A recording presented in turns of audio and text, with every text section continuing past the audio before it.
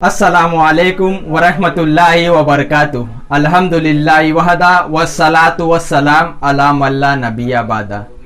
आज तक हमने मुसलमानों के जरिए पैगंबर इस्लाम हजरत मोहम्मद सल्लल्लाहु अलैहि वसल्लम की तारीफ सुनी है, मगर क्या आप इस बात को जानते हैं कि पैगंबर इस्लाम हजरत मोहम्मद सल्लल्लाहु अलैहि वसल्लम को फेमस नॉन मुस्लिम लीडर भी अपना आइडियल मानते थे? तो आइए इस वीडियो में जानने की कोशिश करते हैं।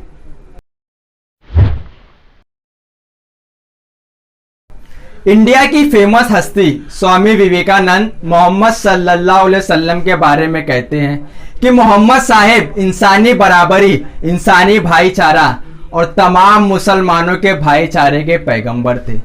जब कोई इंसान इस्लाम को कबूल करता तो पूरा इस्लाम बगैर किसी भेदभाव के उस इंसान का खुले दिल से स्वागत करता, जबकि दूसरा धर्म ऐसा नहीं करता।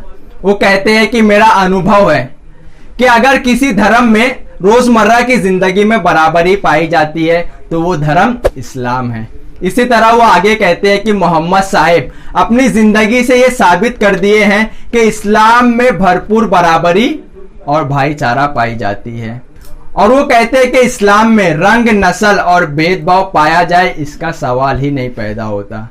इसीलिए वो कहते हैं कि मेरा यकीन पहले से ज्यादा मजबूत हो गया है कि इस्लामिक नॉलेज के बगैर वेदांती सिद्धांत इंसानों के लिए वैल्यूलेस है, चाहे वो सिद्धांत कितने ही अच्छे या शानदार क्यों ना हो। अब बढ़ते हैं दूसरी हस्ती की तरफ, जिनका नाम है माइकल एच हार्ट, जिन्होंने एक किताब लिखी है the 100 a ranking of most influencer person in the history. इस बुक में इन्होंने 100 मोस्ट इन्फ्लुएंसर पर्सन की लिस्ट बनाई है, जिसमें फर्स्ट पोजीशन पे मोहम्मद सल्लल्लाहु अलैहि वसल्लम को रखा। और इसके पीछे ये रीजन देते हुए कहते हैं कि मैंने मोहम्मद सल्लल्लाहु अलैहि वसल्लम का नाम इस लिस्ट में इसलिए लाया क्योंकि मोहम्मद सल्लल्लाहु अलैहि वसल्लम रिलीजन और सेकुलर दोनों लेवल पर एक सक्सेसफुल आदमी थे।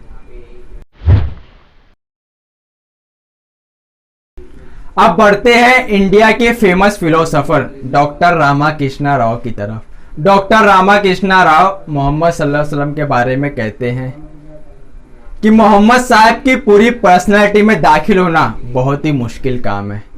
मैं उनकी जिंदगी की सिर्फ कुछ ही हिस्सों पर अपनी नजर डाल सका हूँ, जिन्हें क्या खूब सक्सेस मिली है। वो आगे अपने इसी booklet the prophet of Islam में कहते हैं कि there is Mohammed the prophet, there is Mohammed the warrior, Mohammed the businessman, Mohammed the statesman, Mohammed the orator, Mohammed the reformer, Mohammed protector of slaves, Mohammed जज and Mohammed the saint. इन सारे बड़े बड़े किरदारों में और पूरी इंसानियत को फायदा पहुंचाने के कामों में मोहम्मद साहब एक हीरो की तरह है।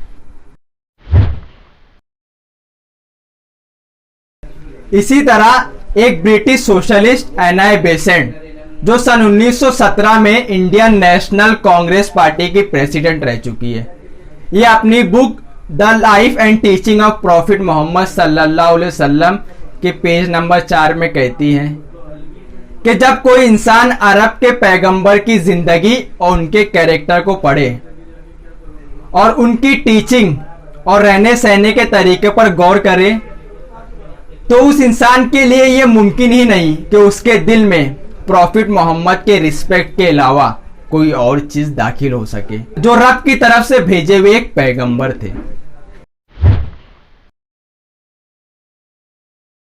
अब आइए सुनते हैं current prime minister of India Narendra Modi आप सल्लल्लाहु अलैहि वसल्लम के बारे में क्या कहते थे। पैगंबर मोहम्मद साहब की शिक्षा और उनके संदेश को याद करने का यह अवसर है। उनके जीवन से समानता और भाईचारे के मार्ग पर चलना यह हमारी जिम्मेवारी बनती है।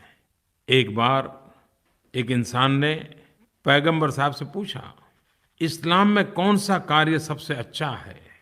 पैगंबर साहब ने कहा, किसी गरीब और जरूरतमंद को खिलाना और सभी से सद्भाव से मिलना, चाहे आप उन्हें जानते हो या न जानते हो। पैगंबर मोहम्मद साहब ज्ञान और करुणा में विश्वास रखते थे। उन्हें किसी बात का अहंकार नहीं था।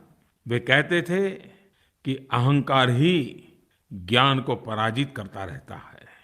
पैगंबर मोहम्मद साहब का मानना था कि यदि आपके पास कोई भी चीज आपकी आवश्यकता से अधिक है तो आप उसे किसी जरूरतमंद व्यक्ति को दें। इसलिए रमजान में दान का भी काफी महत्व है। लोग इस पवित्र माह में जरूरतमंदों को दान देते हैं।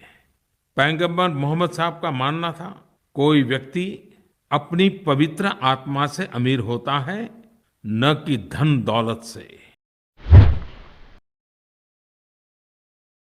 इसी तरह अब बात करते हैं दीवान चंद शर्मा की, जो पंजाब होशियारपुर से लोकसभा के पहले मेंबर रह चुके। ये आप सल्लल्लाहु अलैहि वसल्लम के बारे में कहते हैं कि Mohammed is a soul of kindness. आगे वो कहते हैं कि मोहम्मद साहब के प्रभाव को उनके इर्द गिर्द रहने वाले लोग महसूस करते थे और कभी भूलते नहीं थे।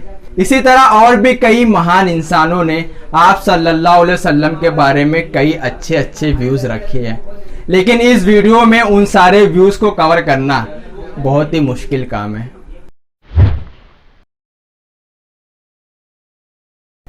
जिस तरह इन महान इंसानों के अंदर प्रॉफिट मोहम्मद सल्लल्लाहु अलैहि वसल्लम के तई जो अच्छी अच्छी भावनाएं पैदा हुई थी, हमें भी चाहिए कि हम भी प्रॉफिट मोहम्मद सल्लल्लाहु अलैहि वसल्लम की बायोग्राफी को पढ़े, ताकि हमारे अंदर भी आप सल्लल्लाहु अलैहि वसल्लम के तई एक अच्छी भावनाएं पैदा हुए और ताकि हम उन्हें अपना रोल मॉडल बना सके, अपना आइडियल बना सके।